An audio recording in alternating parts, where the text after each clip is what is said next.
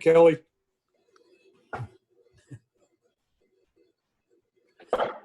Hi, how are you? Sorry, I had to get back to mute, unmute myself.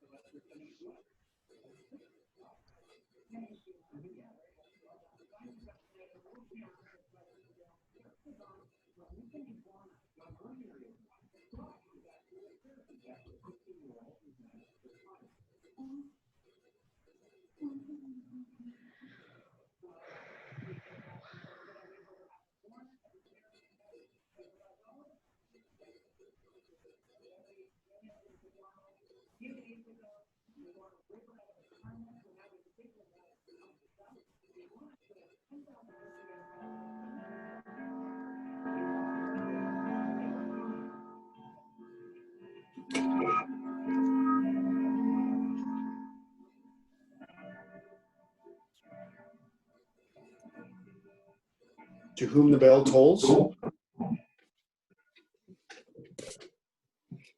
Okay, at being 7 o'clock, I'd like to call the meeting of the Township of McNabb Braeside Council for Tuesday, May the 12th, 2020 to order. Roll call has been taken. Is there any disclosure of pecuniary interest in the general nature thereof? Seeing none, I need a mover and seconder for the adoption of the agenda for this evening's meeting. It's moved by Councillor Broom, second by Councillor Lang. All in favor of the agenda as submitted? It's carried, thank you.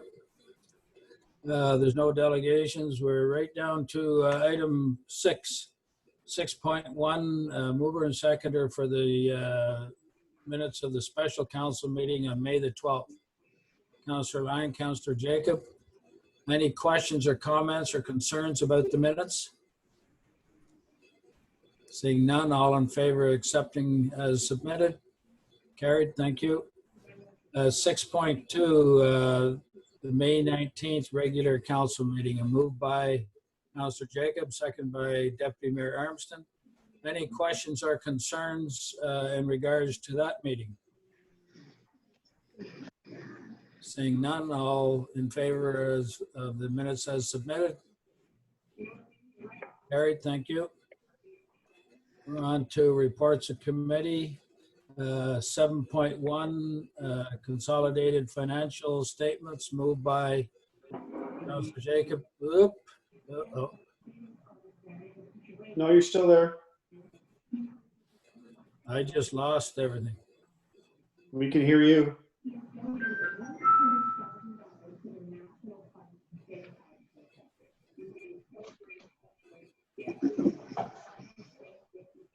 Okay, I guess I'm back. There you go. So consolidated financial statements, so did I finish getting a mover and seconder? Okay. We only have a mover. Okay, that was Councillor Jacob and second by Deputy Mayor Armstrong. Ms. Coughlin, please, you have some information for us on this?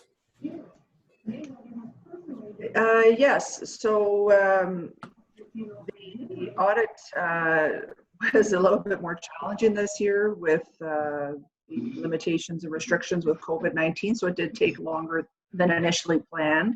We did manage to get through it all via electronically. So overall, I'm happy to report that the municipality actually had a surplus of a little over $144,000 at the end of 2019, which is going to be rolled into the working surplus reserve. We're also in a good position both in our discretionary reserves as well as our obligatory reserves. We have a little over $7.8 million in discretionary reserves and about 703,000 of obligatory reserves. One of the points that I did make in my report was with regards to the creation of that new WIP reserve. And just to kind of explain it again, the rationale behind that was so to make sure that the funds were definitely separated into its own identified fund, and you can see by project where those sources of funding are to come from. So as those projects get completed, the funding will come out of those reserves. If by chance the projects come in under budget, whatever the original source was, the excess funds would go back into the original source. So if it was a life cycle reserve or a capital asset replacement reserve, funds would go back into those reserves. But I think going forward, then when you see the balances, whether it's in a life cycle reserve or the capital asset replacement, whatever those balances are, those are the balances that are available to help finance or fund future capital projects. Questions or comments? Deputy Mayor Armstrong? Oh, I certainly don't mind the money going back into reserves. I wasn't too fond of taking money out of the reserves like we did at budget time. So, you know, putting money back in is all right by me. We can always use it if we have to, but hopefully we can just continue to build the reserves back up. That's it. Thank you. Anyone else? Councillor Jacob? So I have a couple of questions and a comment. So I'll start with the comment. I do really like the adoption of the WIP carry forward account. It'll be a lot easier for council and members of the public to see where council has committed funds and where funds exist for future projects. So great job. In terms of the auditor's recommendations, so that would be pages 26, 27 of the consolidated financial statements. I was just wondering if there was any sense from the staff perspective, so perhaps this is a question for either the CAO or treasurer, whether the township will adopt the 4 recommendations made by the auditors moving forward. I can comment to that. We have made basically implemented all of the changes as they have requested, which basically would see a secondary set of eyes looking over those reconciliations, whether it was bank reconciliations, any of the month-end reconciliations that are already being done. There will be a second set of eyes looking at those and signing off. Mr. Jacob? Perfect. And I just have one more question. It's related to the financial sphere, slightly different than the financial statements. In terms of the financial information return, I understand that was due late last week. Did the township get that submitted on time? So no, I did not allow the auditor to submit the FIR because I wanted to make sure that council had actually adopted and received our financial statements. And once council does that, then it will be submitted. The FIR was due May 31st, and although there have been obviously many delays and due to COVID, the province did not extend that deadline, but there also hasn't been any information shared from the province saying that there was going to be any detriment to the municipality if we were going to be a few days late. I did reach out to the MMH representative and gave them a heads up that we were going to be taking before council tonight our financial statements, and that tomorrow, if they're adopted, that we would be then filing our our FIR. Excellent, thank you. You're welcome. Councillor Jacob, you said you had a comment as well, or was that? No, that was everything. Okay. Thank you. Anyone else want to comment on the report? I'd just like to say I've been trying to get county council to adopt that process for a long time, where if something is budgeted and doesn't get done at county currently, if it's not done and there's money left over at year end, it goes back into the general reserves instead of like for a road to be done. It doesn't go to that particular road. And I think they're doing some work at County Council now and reorganizing the finance for the submission, and I'm hoping that that's one of the things that they will adopt to do. It seems kind of counterintuitive to budget something and then it doesn't go through, that you don't put the money there to have it finished next year. You put it in general reserve, then you have to budget, have the project finished the following year. So I really like that suggestion, Ms. Cobbin, and thank you very much for that. So if Thank you. if there's nothing else, the recommendation is that council approves the 2019 consolidated financial statements of the corporation of the township of McNabb Braeside have submitted and circulated. I do believe I had a mover and seconder to start this conversation. If there's no other questions, all those in favor? That's carried. Thank you very much.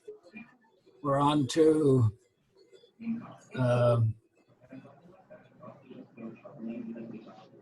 7.2, the bylaw enforcement report, moved by Councillor Jacob, seconded by Councillor Lang. Anyone have any questions or comments about the bylaw enforcement?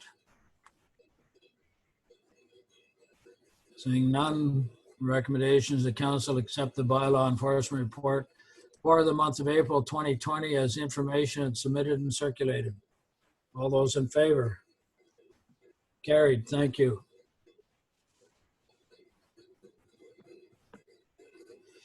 We're on to information items. 8.1, Enbridge Gas, moved by Councillor Broom, second by Deputy Mayor Armstrong. So there questions or comments or anything about this report or information from Enbridge Gas? Just a second, it's still loading on my. There we go. So basically what it's saying is that they're applying for an increase in rates to, when it starts applying 50 or more units, there's going to be like a surcharge to offset costs of, I guess, getting the gas lines and everything through there is basically what it's saying. So if there are no other questions or comments, all those in favor of this as receiving this as information? It's carried. Thank you. We're on to motions. 9.1 and 2. I know that item 1, Town of Fort Erie high-speed internet, I know that I supported that. Did anyone else, Ms. Young, support that? Just you is all I had. Deputy Mayor Armstrong supported both of them. Oh, Okay. Yeah, sorry, that was a late submission. Okay. It's just another thing. We have to keep pounding and pushing away at high-speed internet for our community. It's starting to cost the community municipality money, because some of the developers are now reporting that Bell is not going to supply them with high-speed internet for the new houses. And of course, a lot of people, if you can't get high-speed internet will not move here. So every chance, everyone on council and all the staff, I ask that you push expanding broadband throughout every area of the township. Any other questions or comments on that one? All in favor, supporting? Carried. Thank you very much. Item 2, Township of Bonnechere Valley Firearms. I moved or supported that one. Did we get a seconder? Deputy Mayor Armstrong. Deputy Mayor Armstrong, questions or comments on this? Deputy Mayor? I'd just like to say that, I support the spirit of what the intent is. However, once again, the wrong target is placed on this. And I don't mean to use the word target on that, but once again, the law-abiding gun owners are being targeted, whereas the people that are actually committing the crimes with these weapons are not.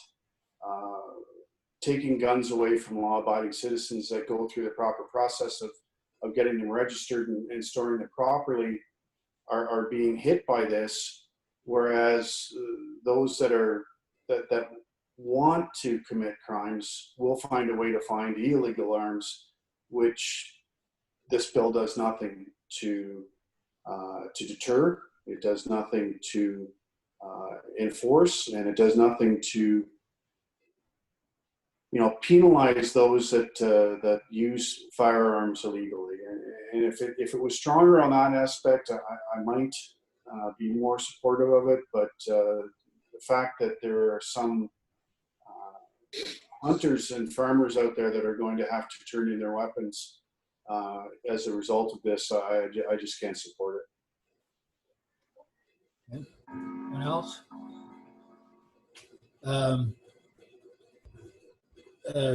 Councillor Broom. I just want to reiterate just what the deputy mayor, just hunters. If you hunt with a large gauge for moose, you have to turn your bolt action rifle in. It's now against the law. And it's, we're in a rural community where a lot of people hunt to put meat on the table. And, with the shortage of meat and everything coming to the grocery stores, and it's just another avenue that I agree 100% with the deputy mayor. Thank you. Councillor Jacob, and then Councillor Lang. I do agree with what the deputy mayor said in some aspects. Looking at the resolution, I do just want to clarify for members of the public that are watching our meeting. The federal government is planning a buyback program, and at present it is only illegal to use firearms that are now considered banned. It is not illegal to possess them for the 2-year amnesty period. So if members of the public are concerned or have questions, they're more than welcome to contact the RCMP and to learn more about what the federal government has implemented. But at present, there is no requirement to turn in now prohibited weapons, and the federal government will be coming forward with a buyback program in the next few months. Okay. Councillor Lang. Well, everyone knows my position. I seem to be in the minority. The fellow who killed 26 people in New Brunswick had legal possession of firearms. He was a legal fire gun owner.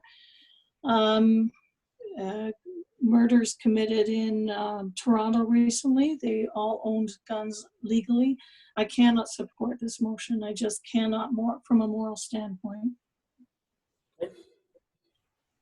I don't know I received a letter today from RCMP saying that if they outlined the type of guns that were illegal or shouldn't have. Anyway, I don't have any, as far as I'm concerned. I don't have any illegal weapons. Any other comments on this? All in favor of supporting the motion? Carried, thank you. We're down to 11.1 pre-authorized payment plan. Moved by Councillor Broom, second by Councillor Jacob. Ms. Coggan, do you have some comments on this one? Yes, so one of the items that I was hoping to, or programs I was hoping to roll out when I started with the municipality, I've kind of fast-tracked it a lot, quite honestly, is the introduction of what's called a pre-authorized payment plan. And I'd like to see it rolled out as early as possibly July 15th being the first installment date for anyone that has signed up for the plan. So the plan is basically twofold. There's two avenues that people have an option for, whether it's monthly or installment. The monthly installment is based over 11-month period, and starting in January, we'll just say for argument's sake for January 21st, 2021, their initial installments would be based on the previous year's final tax bill. We would add 2% to that and divide it by 11. That would be their monthly installment amount for the first 6 months. And then once the final tax rates were passed, the plan would be basically recalculated. A new notice would go out to the ratepayers, and then that would become their next installment amount. The other option is the installment plan. So whatever the installment due date is the date that that amount will come out of their bank account. I had rolled out a similar plan when I worked at Renfrew, and by the time I had left, we had over almost 800 people on the monthly plan and over 300 people on the installment plan. And the number of tax bills that we had in Renfrew versus McNabb Braeside are very comparable. There's about 3,500 tax accounts. So I'm optimistic. I know that there seems to be a lot of requests for these type of plans. So if council's in favor of this program, the idea would be that there would be a flyer that would go with the final tax bills to just very high level outline the plan options. There would be more detailed information that would be posted on the website as well as and on the social media, just to kind of get some buzz about it. The application forms would be posted on our website and would also be available in the office. So that's kind of it, high level. Okay, thank you. Any questions or comments? Councillor Lang. Then Just a comment, Kelly. I really like this idea. I think it's going to really help, ratepayers, and it's nice that they have two options and they can opt in or whatever. Like that very much. Thank you. Thank you. Councillor Jacob. I agree with Councillor Lang. It's another great idea, and I'm very happy to see you bringing it forward as treasurer, especially in the time of COVID. I know I've had many residents that have been concerned about paying large sums of tax bills. So having a monthly option is definitely something that will be beneficial for them to balance it out over several months instead of one, without risking penalty and interest. For sure. Yeah. Thank you. Anyone else? I just state that I'm in total agreement with my colleagues on this one, and thank you, Kelly. I think it's a good idea and an improvement to how the township does business. Thanks. Perfect. Thanks for that. Thank you. So if there's no more questions, all those in favor of the recommendation that council accept the pre-authorized payment plan report as information as submitted and circulated. That is carried. Thank you very much.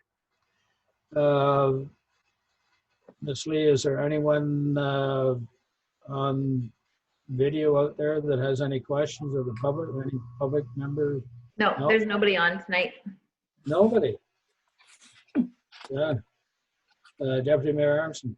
Sir, I wanted to step in after Heather was done talking about that second motion there, and I just want to let her know that I 100% respect her morals and her values and her ideals on this, and I really hope that she doesn't feel that she's outnumbered, because we can have differing beliefs and still be good people. So I just want to let her know that I totally respect her opinion on this.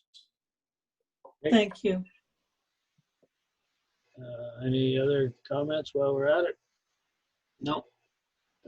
No public questions. Notice the council meeting dates is in your package. I need a mover and seconder for the confirmatory bylaw. Councillor Lang, Councillor Bruin.